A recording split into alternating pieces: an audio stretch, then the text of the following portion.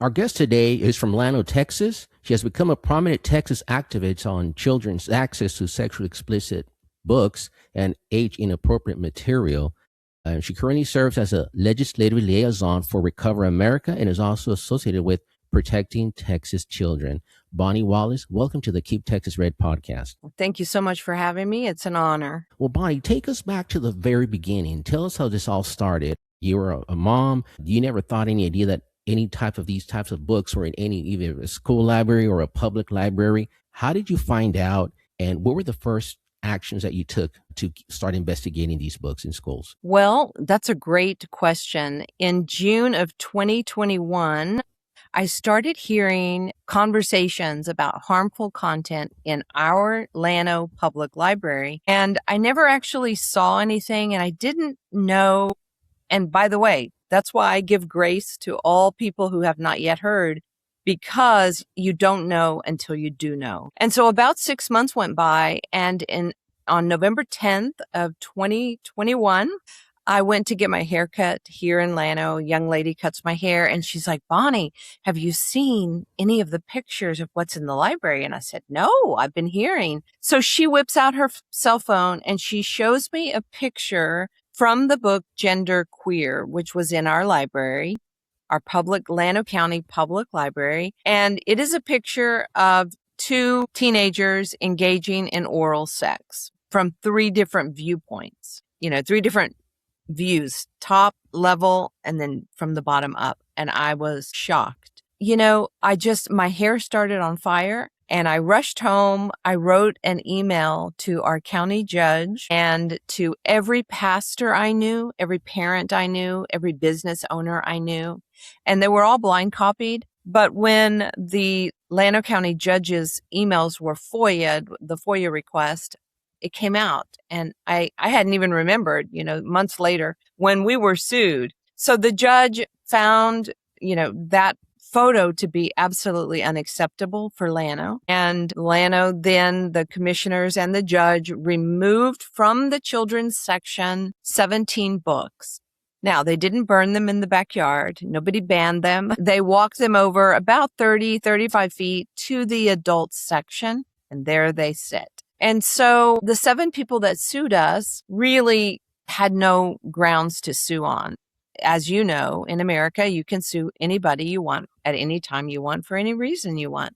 And then it's up to the court system. But luckily, listen, I've always thought we were fighting on the right side of this issue. And so we went up to the Fifth Circuit. We lost, of course, in federal district court in Austin, which of course everyone loses in Austin. And so then we appealed to the Fifth Circuit. The first time you appeal to the Fifth Circuit, you get a panel of 3 judges. And so we lost. We didn't really lose. It was a split decision at the Fifth Circuit with the 3-judge panel. One of the judges said that all of the books should be removed. They were terrible. One of the judges said none of the books should be removed. And the judge in the middle said that the 9 books with pictures could be removed, and the 8 books with just verbiage, just novels, should remain. And so it was very difficult to try to elaborate that toward every library in the Fifth Circuit. How in the world are they going to understand this decree and follow through? There would have been a lot of chaos. And so we immediately appealed back to the Fifth Circuit for something called en banc hearing, which means all the judges of the whole court, not just 3. And by the way, they only hear 3 cases a year en banc. Occasionally, they might hear 4. And guess what? We were the 3rd and final case they heard in 2024. That was in September of 2024. In May of 2025, they came out and said that Llano County had the right to remove the books, that library curation is actually government speech. It's not a First Amendment violation if you choose not to pick a book or you choose to remove a book. And they likened it to like a museum. If a museum has a display of, Aztec, pottery or something, then the other indigenous tribes or whatever couldn't sue the museum because they didn't have also another display of of their content. And so the ruling was very victorious for us. The 7 people who sued us did appeal to the U.S. Supreme Court, and the U.S. Supreme Court came down on December 8th and said they would not take up the case. Our attorney tells us that is generally because they agree with the lower court ruling. So we did have a victory, but listen to me. We need victories in every state across the nation, not just in Mississippi, Louisiana, and Texas. Can you imagine if we're finding those books here in Texas that we are so conservative? Can you imagine the types of books that are in other states that are not conservative, And as you visited approximately, I think, over 160 school districts, what is the pattern that you're seeing in these school districts where you're finding these books? Well, it is very interesting. It's a great question. One thing that I have decided, and you can't get into someone's heart to determine, but I think that essentially never do the superintendents understand what's in the library books. And I would say definitely not even most of the school board. I think they just don't know, which is why I have to read to them. And I have groups all over Texas and in 7 other states. And, back to what we find in other states, I've been to lots of states. I have a call just a few days ago from a gentleman from New Hampshire. And he's like, I found this book that I heard you talking about. Will you come to New Hampshire? And I said, yes, I'll come. And so all the states have essentially all the same books. Red states and blue states, they all have the same books. And the reason, now this is my surmising, I'm drawing conclusions, but one of the things that I've noticed is that the American Library Association trains every librarian. The only place that certifies librarians is the American Library Association. And so that's the umbrella at the top. Each state has their own library association. So the Texas Library Association 2 years ago and last year brought in the lady who sued. There were 7 plaintiffs suing me and Llano County. And the main one is named Leila Little. So the case was Little versus Llano County. And they invited Leila Little to come and speak at their annual convention at the Texas Library Association. And so their ideology is very, very leftist, including in 2003, the American Library Association went all the way up to the U.S. Supreme Court to try not to install, because the Congress had passed a new law and passed a bill, became a law in 2003 called SIPA, Child Internet Protection Act. And they did not want, one of the stipulations was that every public library computer had to have porn filtering devices installed on it so that children could not access porn. What in the world? Who in the world would argue that all the way up to the U.S. Supreme Court? They did. And so way back then, we had already lost the American Library Association. The American Library Association, 92% of libraries in America belong. They're members of the American Library Association. And so if you go into the American Library Association's website, you can download their policies. They have something called a Library Bill of Rights. Sounds good, right? We love rights. But the Library Bill of Rights, there's several things that I completely disagree with, but the main one is that they tell libraries not to segregate any content for any reason, including age. Well, that's not good. There has to be something that these people agree is not appropriate for children. And so so good question. So that's what you're seeing in the schools. Now, sometimes a lot of the leftists, especially, in order to attempt to try to keep these books in the schools, they'll try to accuse you and anybody else who's trying to protect the children as book banners or far right wingers. Just so our audience can get a sort of like a small idea that it's not just regular books, that this is really explicit material that really no child should be exposed to. Can you give us maybe 2 or 3 examples of, just so parents can find out what exactly it is, the books that you are concerned about, and what pretty much every parent should be concerned about? Yes, I would love to. And let me say that there is not a single book in all of America that is banned. This is not about the government banning a book. This is about taxpayer funded filth, because that's what this is. It's filthy. And I'll give you a few examples. But anyone in America can pick up their cell phone, log into their computer, or visit their local bookstore or their public libraries, by the way, and they can get books, check it out, or purchase it. This is not about that. And the other thing I wanted to say is that people ask me all the time, children have cell phones. Why are you going after books? And I say, well, thank you, Jesus, for giving me the task of going after books and not cell phones, because that seems a little harder. But you're right. Kids have cell phones, and I understand that. I'm not oblivious. But what I am saying is that if a parent provides a cell phone to their child, guess who pays for anything inappropriate that the child orders? If the parents aren't paying attention, well, guess what? It's going to be charged to the parent's cell phone or the parent's credit card or however they have it set up. I don't know, cell phone bill.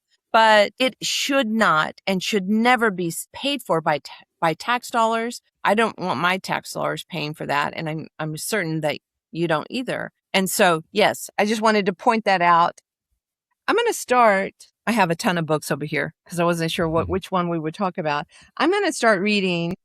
And I understand that this was one of the books that the lieutenant governor highlighted the other day, or I guess it was yesterday. We had, I don't know if you saw, Joseph, we had a press conference at the Capitol yesterday. Yes. And so he's very concerned, and we all should be. And I certainly am. But that particular book is about a 12-year-old boy who, on the first day of school, 6th grade, his teacher picks him out and begins grooming him and is, molesting him by the time Christmas rolls around. And so, what I said yesterday at the press conference is, has anybody noticed that we have a crisis with our children?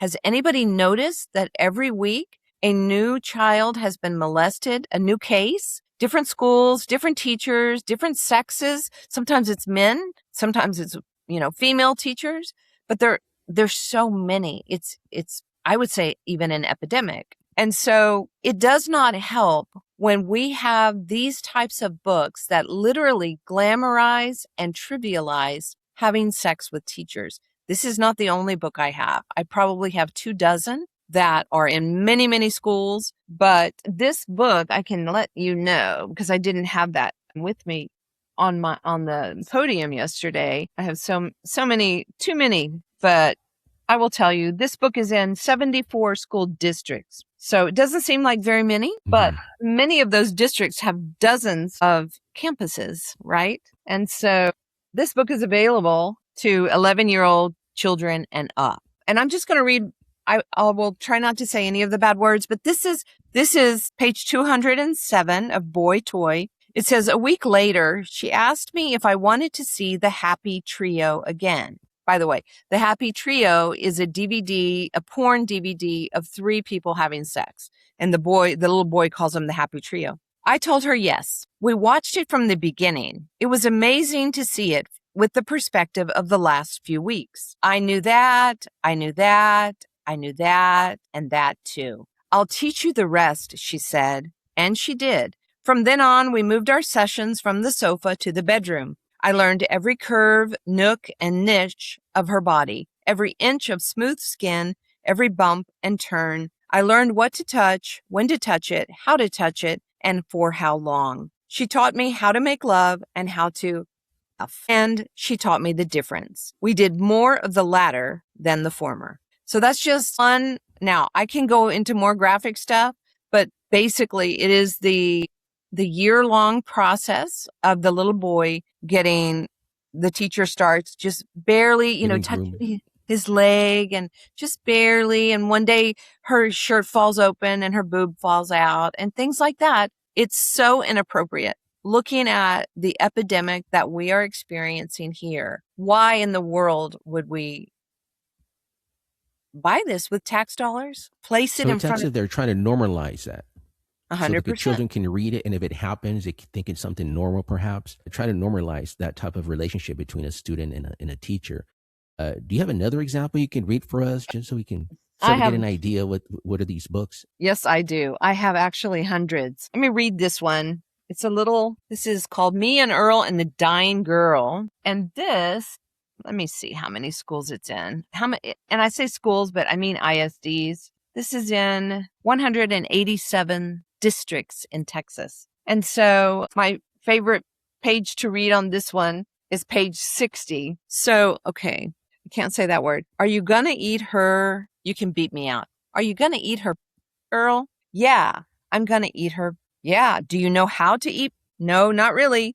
And then the one boy asked the others, Papa Gaines never sat you down and said, son, one day you're going to have to eat the P word. No, but he did teach me how to eat a butthole. And so this book is very, very popular. And by the way, it is often assigned required reading for freshmen. So the freshmen have to read it. That's kind of innocuous. It's not super terrible. Right. So I don't want to read any of the worst pages. Listen, this book is called By the Time You Read This, I'll Be Dead. It tells the story of a 14-year-old who has tried to kill herself 3 times unsuccessfully. And it goes on and on. She finds this dark web group, TG, and it means way to go. And they post on there, how do they want to kill themselves, when they're going to do it. They pick a date, and there's a clock that counts down. And I can't believe that with all of the crises that our kids are in, including lots of very high suicide rates,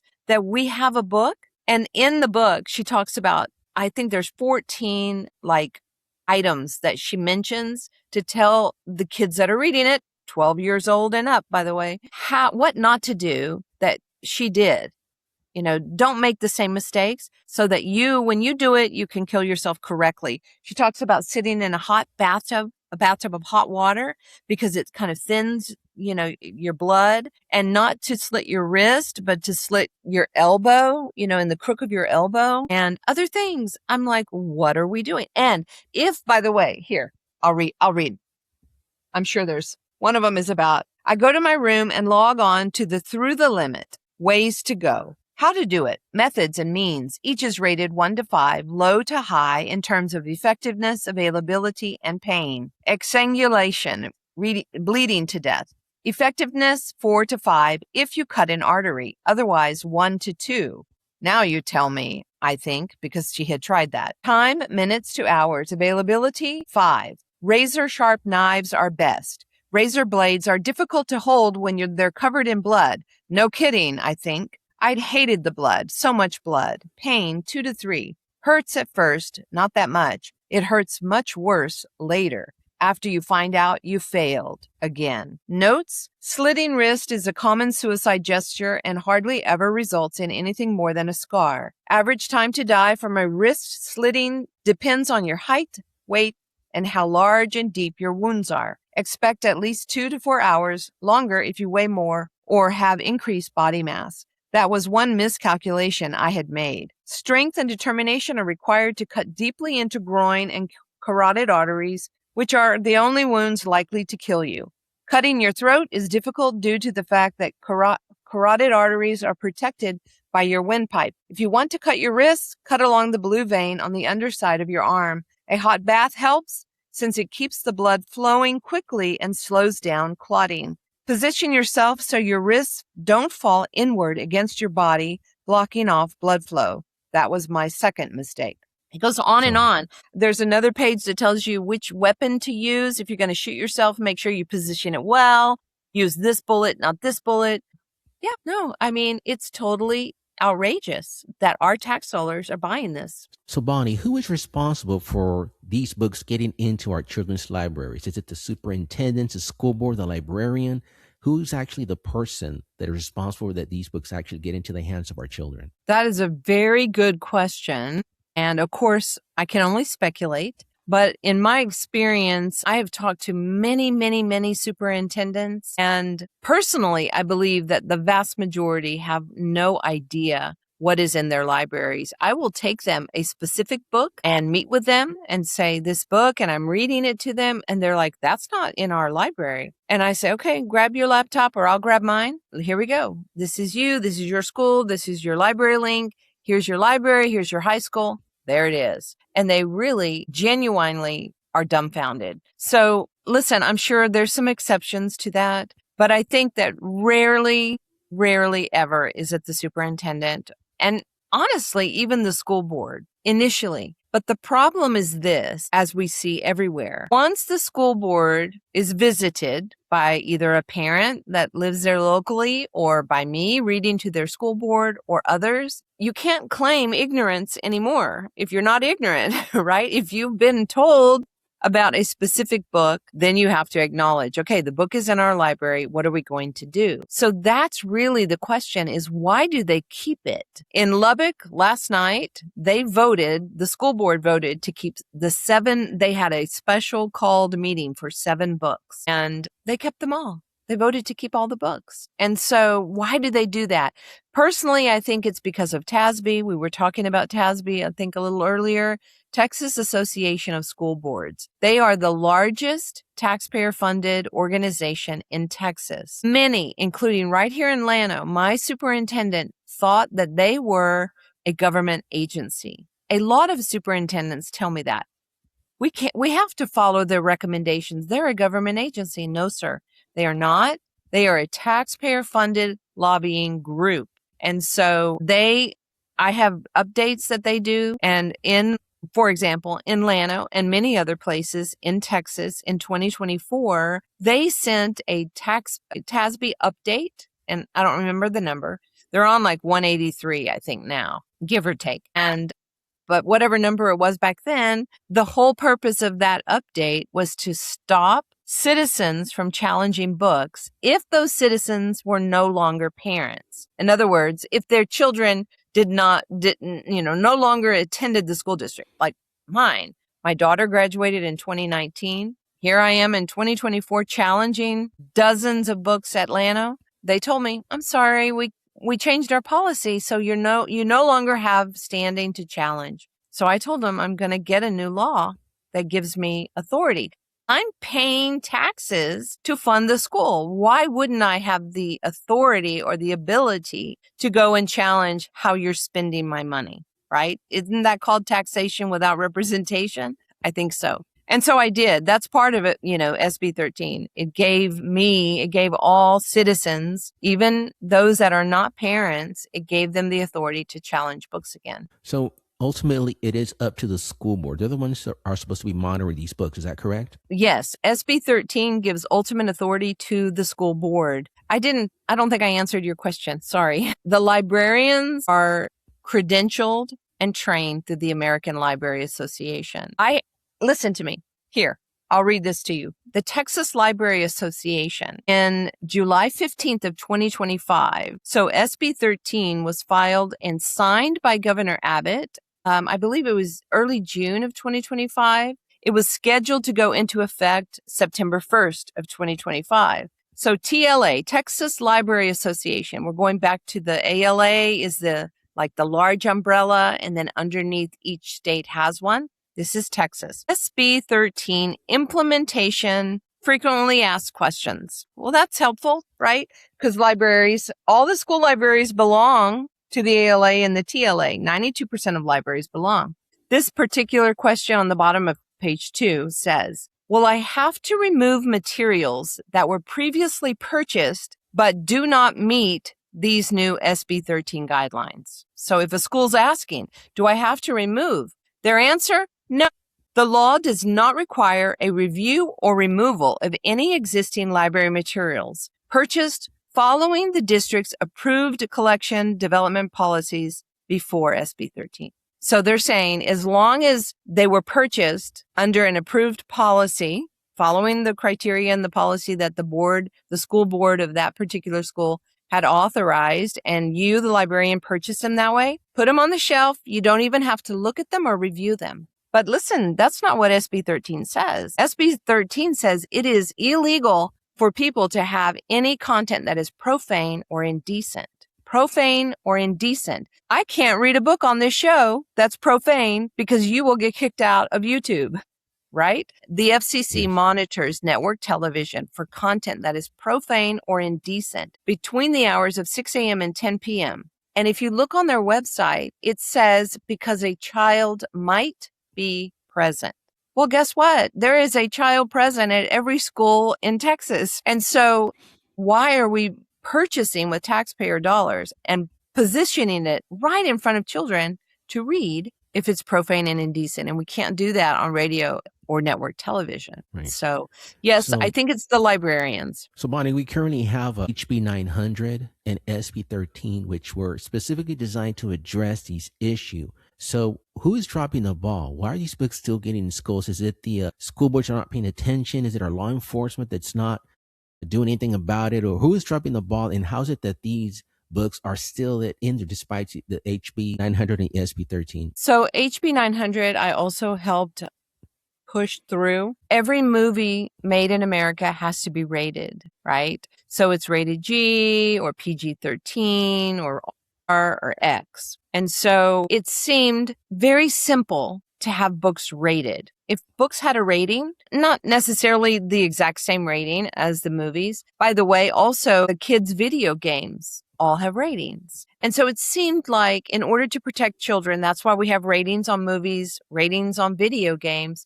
Well, it's common sense. Let's put ratings on books. And so the problem was that the only way to have the books rated would be to require the publishers to rate them. And the publishers were outraged. Now, keep in mind, those are the same publishers that I was talking about at Lieutenant Governor Dan Patrick's press conference yesterday. I've got a book right here. It has a disclaimer that says the authors and publisher expressly disclaim responsibility for any adverse effects which may result from the use or application of the information contained in this book. Random House Children's Books. That was their 12-year-old great graphic novel of the year, book of the year in 2022. Why does it need a disclaimer?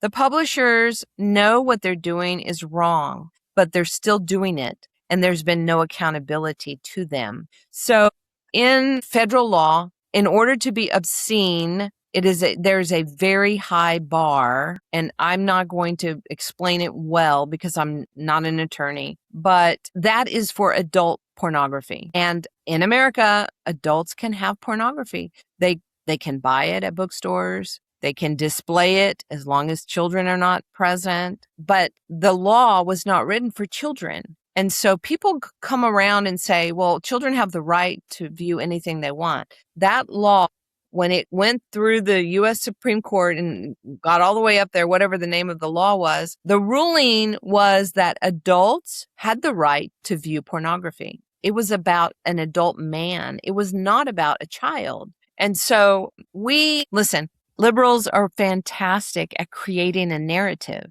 right? Like Black Lives Matter. Yes, Black lives do matter, right? But not at the expense of someone else's life, not more than brown or white or any other color. But it's such a great, it just slips off the tongue. Black Lives Matter. Book banner, it slips off the tongue. It's so good. The left is very good at creating a narrative. We as conservatives, we are not as good at battling that narrative, at creating our own narrative. But what I tell people all the time is, listen to me. This is not about book banning. This is not about book burning. This is about book boundaries for children, because that's what it's about. Somebody has to come up with a common sense solution for what content is absolutely inappropriate for children. And that's why I keep fighting, because no one has found that solution yet. In HB 900, the publishers and a bunch of authors and people sued. It was going into effect on September 1st of 2023. And so on August 31st at midnight or a little before midnight, a lawsuit hit. And so the people that sued asked the judge, federal district court in Austin, they're going to win every time. And so he put I can't remember what it's called, when he stops it from going into effect. And then it was argued all the way up to the Fifth Circuit. And the Fifth Circuit said HB 900, all of it can go into effect except the book rating. And so it is in effect when you say that. It is in effect. The problem is that so many school districts don't understand that they're actually still liable to follow HB 900. So HB 900 said that a school could not have sexually explicit or inappropriate material or educationally unsuitable material. I argue that all of these books that I talk about, they're all of those things. But when we came back and did SB 13 in the 2025 session, which was the 89th legislative session, we used the FCC definitions of profane or indecent. So if I cannot read it on network television or on a radio show, it should not be accessible to children. So, Bonnie, you've been kicked out of school board meetings. You have your mic turned off. You've been escorted out, and yet you continue in this fight.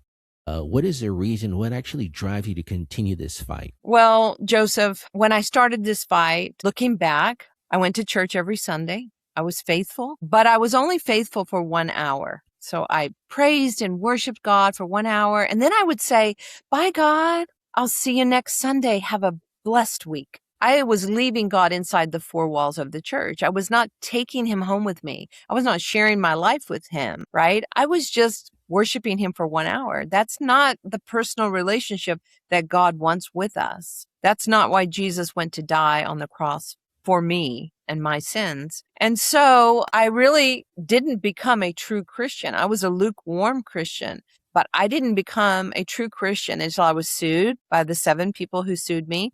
Then a librarian in Llano County sued the county and sued me for firing her. I don't work for the county. I have nothing to do with the HR of Llano County. But, they throw other people in there. You can sue anyone you want for any reason. And so, this chaos is going on around you, and it's instinctive. Either you draw closer to God or you draw farther away. You're, saying, why are you letting this happen? That's what a lot of people do. But it actually just drew me right to Jesus. And now I am a fervent disciple of Jesus. I don't call myself a Christian because, the churches, I'm sure they are filled on Sundays. But this is what I say to people. Do you see that man over in the corner, full grown, 6'3", guy dressed in a little pink tutu? He identifies as a girl. Does that make him a girl? Well, of course not, right? So many people in church on Sunday, they identify as a Christian. I used to be one of them. Does that make them a Christian? Well, the Bible tells us different. So now I am a Christian, but it was a process. And so it drew me in. God has asked me. In the beginning, I thought God was asking me to get the books off the shelf. And so I became very frustrated, and one day I was in the desert complaining, like the Bible tells us, 40 years in the desert complaining. That was me one day. And I was just laying it all out. And I said, God, I don't know why you're asking me to do this, because I feel like you are, but I'm having very little effect, very little impact. The books are not getting removed. And I'm always in a hurry, by the way. And so God was very gentle with me, but he said, Bonnie, he said, my job is to convict hearts. Your job is to open eyes. And I was so relieved because I was trying to do God's job and convict the hearts. The only way that books are going to be moved is if somebody on that school board has their heart convicted and say, we cannot leave this, right? That's God's job. But I was taking on God's job, trying to do it. Of course, it didn't work out very well. So now that I understand that my job is to open eyes, I go around and I try to open eyes every single day. I find books. It just seems like they get worse and worse. I found a book. I think I can talk about this one. It's called Gravity's Rainbow. It was written by a man named Thomas Pynchon in 1973. I only found it about 2.5 months ago. And I've found it so far. I haven't looked through every single school because it's very time consuming to look up every school. But I have found it in 13 in Texas. And Lampasas is the most rural of those so far. And it is about a full-grown woman standing naked, and there is a man between her open legs. And she begins to pee, and he drinks it. And as he's drinking it, the book's written from the man's perspective, and he's saying, oh, it's warm, dribbling down my neck and my chest. But then she takes a step forward and she begins to poop, and he eats it. And so listen to me when I say our brains are fully formed. We have discernment. We have wisdom, but a child with a not fully formed brain does not. What kind of content are we allowing? Are we paying for and positioning in front of children? What kind of content? I say we need to do better. We've got books. I mean, let me see. What do I have here? I won't read them to you, but I'll show you. Here you go. This book is called Assassination Classroom. 21 volumes, okay? Every volume has a teacher who brings a serrated knife or a gun to school to kill her students, or a student who brings a serrated knife or a gun to school to kill the other students and or the teacher. 21 volumes. Many schools have all 21 volumes. What are we doing? We have to do better. I am tired of taxpayer dollars being spent on stuff that has no educational value. We need to nurture the minds of our children. We are failing. And so I will keep fighting until I have a victory. That was a good question. And it was good to hear also Lieutenant Governor Dan Patrick also say that he's even considering lowering the scoring of schools if they do not comply with the law and continue to allow these books to be in school. Now, for our listeners that maybe they have no idea whether these books are or not in their schools, they have no idea where to start looking. They don't understand maybe which titles are the ones that they should be looking for. What steps can you leave them with that could say so they could start perhaps today or tomorrow and start actually looking to see if any of these books are in their school district? I love that question because I get asked that question every day. So the easiest place to go is takebacktheclassroom.com. A friend of mine created this website. I've helped her add 1,000 books recently. And so in Texas, she's already searched for the new 1,000 books. Since we did the 1,000 books, I have found about 800 more books, by the way.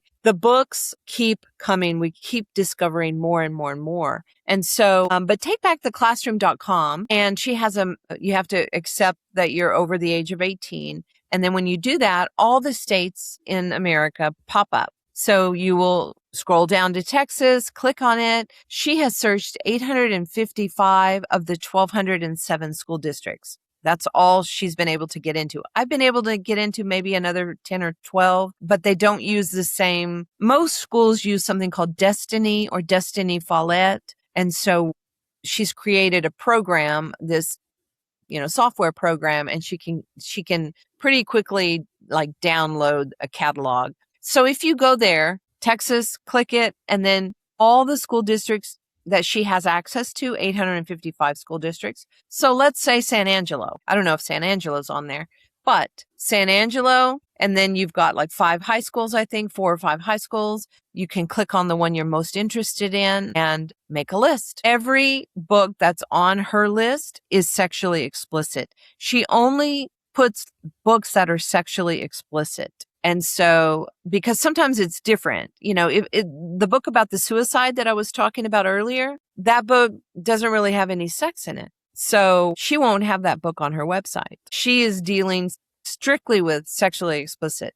And so, but you can start there. And listen, once you start looking and getting into it, it gets easier and easier. The hardest step is the first step. So on her website, then there's pictures of the covers of each of these books so you can see what they look like. And on most of them, not every book yet, she's working frantically, but she has, 65, 75 of the books on there have a book report.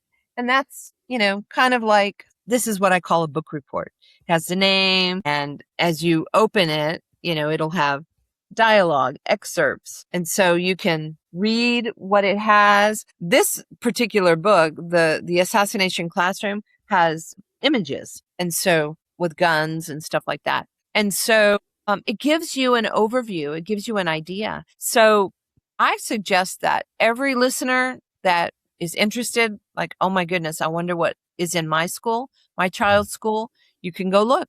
You can go to Take Back the Classroom, then search Texas, and then select your school district and then your particular campus and play around with it. You'll be shocked. Very shocked. And once they find a book, let's say somebody looks and finds that these books are in the school districts, what's the next step? Should they reach out to their school board then? Is that the next step? So if you have a relationship with a school board member, I absolutely say yes. Give them a call, send them a copy of the book report. You can download the book reports for free.